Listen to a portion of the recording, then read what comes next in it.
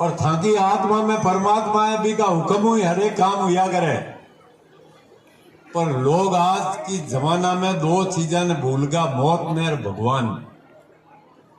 मने तो मौत याद आएगी, मारे कैंसर हुई थे रात का, शंकर जी उतना ने याद आई। मैं क्यों भाई यार मरा, मैं क्यों खोटो काम मन और आत्मा तो कौन करियो, पर वो फोन है नहीं देखो वो खटी खोटो करा दे।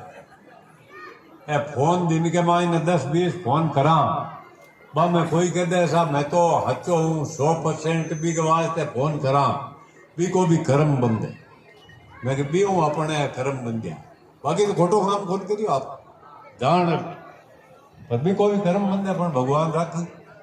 आ गया की सेवा, संता को आशीर्वाद, मिनका को आशीर्वाद। कई लोग 20% तो अगरबत्ती करता हो मरे कर, पर 70% अगरबत्ती करता हो ठीक कर दूंगा।